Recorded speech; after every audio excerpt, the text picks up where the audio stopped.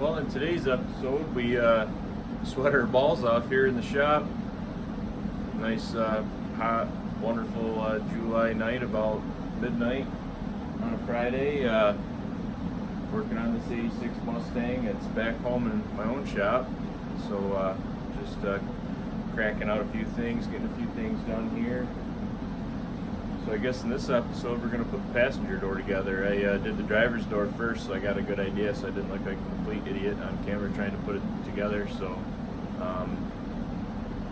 wasting more of your time, we'll get right into it, shoot a time lapse or two, and yeah, stay tuned.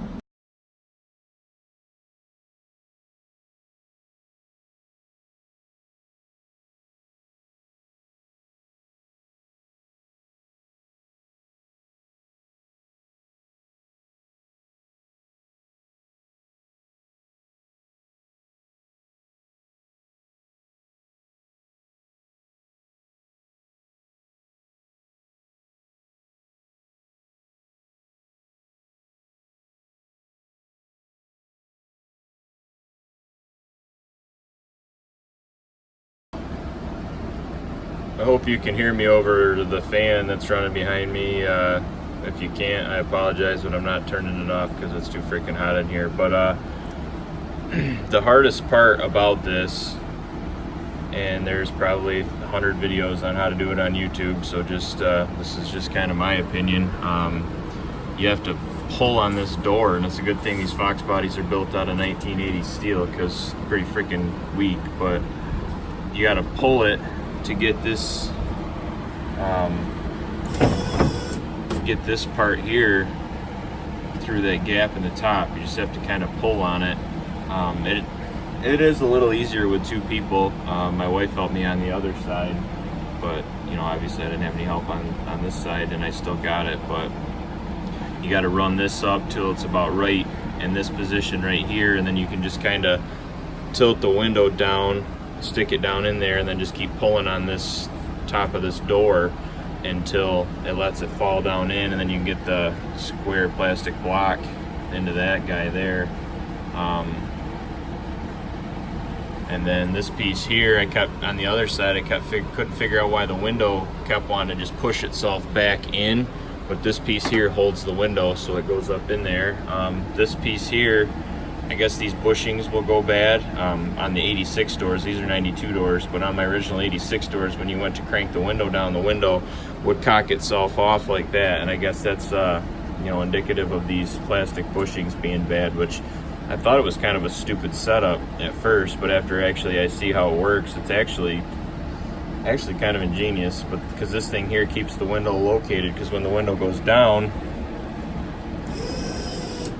it pulls away from the track back here and doesn't stay in the track. So without this, there's nothing to hold the window from flopping back and forth. And it's actually gouge my window tint there, but it's actually a kind of a neat system. You can see my power window harness that I made all up through there. It's probably 1.5 foot too long, so I'll probably end up shortening it. But this car was originally crank windows, you know, manual locks. So rather than try to source a chassis harness and whatever and all that crap, I just decided that I could make a harness. It's 8 wires. The hardest part was getting the gray, I can't get it out of there, getting the gray plugs, these gray plugs right here. That was the hardest part, was finding those. I kept finding, you know, part numbers and everything for them online, brand new, and could never find any place I could actually order them from. So as it turns out, my father-in-law was scrapping a 94 Ford van. Being that these doors were 92, I was hoping that they'd be close. And I remember on my 92 F-250, I remember the connectors looking pretty close. Well, they're absolutely identical, so I hacked the connectors out of that van before it went to the scrap yard. And obviously the wire colors don't match, but you know, they don't really need to if you got half an idea what you're doing. But so yeah, I got that, or you know, got those connectors and pulled the little corrugated whatever this thing's called. I know what we call it, but I can't really repeat that on YouTube. But pulled him up through a hole in the car. Everything works. I had 2 wires mismatched because they used like 4 pink wires with various different tracers on the wires, and of course they were all worn off, so I couldn't really tell what they were. So I had 2 wires backwards, but I just depinned the connector and repinned it, and everything worked. And then I'll just tie in. You can see that weight right there. Just run it with a jumper wire off a battery. So I'll just tie that into the other red wire there is for power locks, but this is the power window wire right there. We'll just get that into some key on power. I'm pretty sure the factory fuse block ends up over there somewhere. So we'll just get us some key on power, and we'll have power windows and power locks. Well, I'll have power lock on the driver's side. Passenger side, for the life of me, I couldn't figure out why it wouldn't work until I got looking, and turns out somebody has already stolen the actuator. So I'll have to get one of those. I need to find the rod for that goes from the outside door handle to down in there. I have it somewhere. I have to find that, get that in there. But once that's done, then all the doors will be done. And I bought brand spanking new door panels for it, because door panels are very hard to find. And I got a funny story. We're gonna have a little bit of a story time here. So yeah, I had a set of door panels they're gray because this car had gray interior, and these door panels that I got on these 92 doors were blue, and I was contemplating painting them, but they weren't in the greatest shape. So got on Facebook Marketplace and found a set a little further than I wanted to drive, but the price was good, and so tried to set up a deal with a guy to buy them. He's had them for sale for months, according to Facebook Marketplace there, and messaged the guy. He says, "Yep, I still got them." I said, "Well, when would you be available for me to come look at them?" And I don't hear anything back, so I shoot him another message, when would you be available? And he just could never really nail down a time, and didn't really want to sell them. So that kind of pissed me off. Here you are trying to sell parts, but you apparently don't want to sell parts very bad. So anyways, long story short, I got pissed off and I bought a brand spanking new set of gray door panels.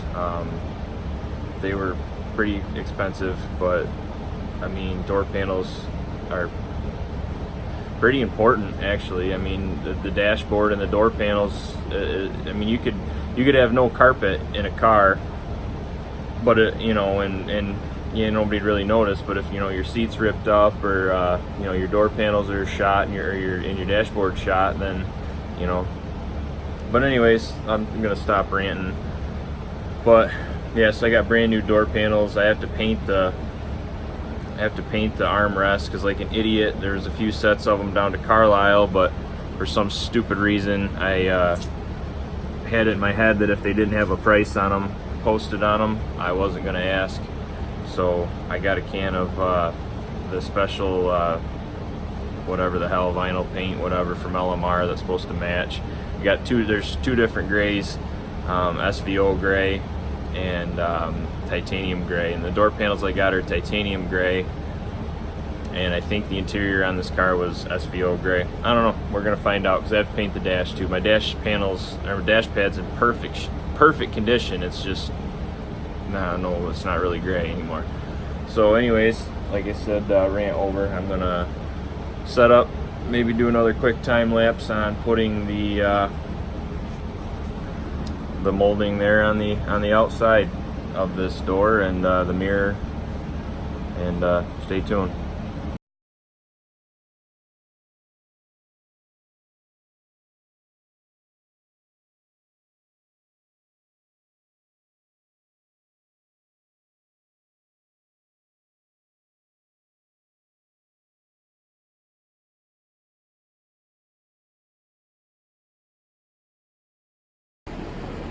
Well, and that's that. This is the only issue that I can see. These are 86, 85, 86, probably. Maybe they're the same 79, 86, I don't know. But I know they're 85, 86 manual mirrors, and I really like them. They're small.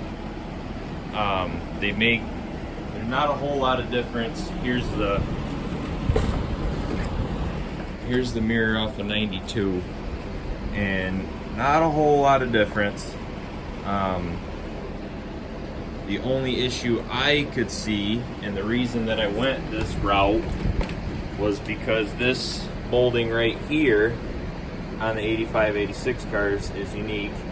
The other cars have a piece that goes on here, and then they've got another piece that goes on the top of the door. Well, in the process of working my doors, I filled the holes in the top of the door, so I couldn't run that piece of molding, okay? And it also might not have looked the best with the 80, 85, 86 with the little windows, because it would have just ended. There would have been nothing here. So I decided I'll get the 85, 86 belt moldings. So I did. They, however, would not work with the 92 power mirrors, so no big deal, we'll just run manual mirrors. The only issue I have found is there's a gap right here behind this mirror where this molding on my 86 doors comes all the way down to here, but it doesn't on the 92 doors. So what I'm gonna do is, in the meantime, I could probably source, I don't know if they make that piece, I don't know, my 86, I could take it, maybe take it off my 86, but on the driver's side it's all broke right here. So what I'm gonna do is, on the 86 doors, I'm gonna try and cut a piece right here, there, cut it out of the other one and just kind of fill that in, if I have to epoxy it or glue it or whatever, but just put it in to fill that little gap, and I think that will make it, that'll just make it all better, I think. That's the only issue I have found. I tried to tint the windows myself. I'm not a window tinter. I just bought one of those $100 pre-cut kits. I haven't done those. I tried to do the hatch window and got mad, went Hulk mode, ripped it off there, wadded it up, threw it in the trash can, so I'll probably have to have a professional do the window on the hatch, but I'll do these ones and whatever. Maybe next year I'll take it up, have a professional do everything. This is 30% tint, and it's just dark enough where you can't see in. It's probably still illegal, but whatever. So anyways, that'll conclude this video. Next video, I've got to move the car around and get it up on some jack stands again. I got to get underneath it. Ran into a hell of an issue with the exhaust. The stock tailpipes will not, or they're not stock, but I think it's a pipes 2.5-inch stainless system. Looked good, sounded good. However, they don't come within a country mile of fitting with the that Steeda 5-link deal on the back. It hits this tire. We got this tailpipe on, but it hits this tire and it hits a couple places, hits the control arm underneath, which, I'm not against denting the pipe. The other side, they're not even freaking close, nowhere close. So I ended up scoring a set of Mac 3-inch dumps for it. I didn't really want to run dumps initially. However, I would like to drive this car this year. In New York it starts snowing about September lately, so I'm running out of time to actually drive it this year. So that's what it got. I got a good deal on them used, and they're gonna get put on there. Hopefully have my misfire issues with the motor straightened out. Ended up, I was trying to save a little bit of money and run those used Ford racing wires there. However, I have no idea how old they were, and when you would go like this to turn the distributor, it'd give you full 70,000 volts of MSD right through your freaking hand, and I don't know if any of y'all have ever had that happen before. It sucks. So got new MSD wires, and they're a straight boot, which on the driver's side isn't bad. Passenger side kind of sucks because they sit right against the header. My headers are wrapped, but still I got those DEI boots to kind of protect that, and I got those really nice wire looms which I will put on, but I just want to see if the stupid thing will actually run on all 8 cylinders. I got a belt. This belt's an inch too big, so I ordered a inch smaller belt. That should be here tomorrow. Get that on. I still gotta take my power steering bracket off, powder coat, all that good stuff. But yeah, the fuel system works. Works really good. We had a little heck of a time getting that fitting there to seal, but it's a Holley blue pump with the,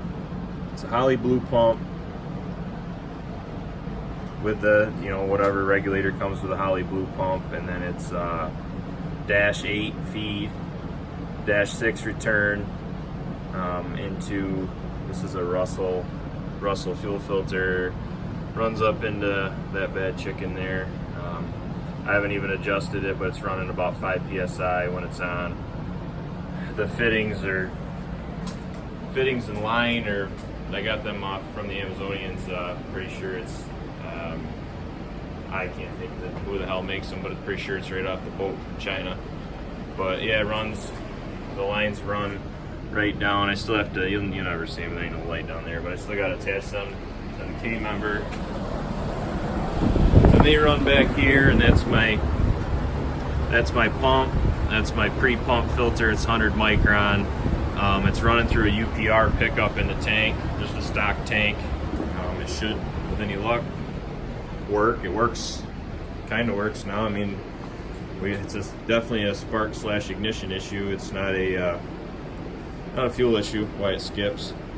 But I'll shut up because 15-minute video listening to me just rant, probably boring as hell. But anyways, thanks for watching. If you haven't, subscribe, shoot me a thumbs up, drop me a comment. As always, thanks for watching.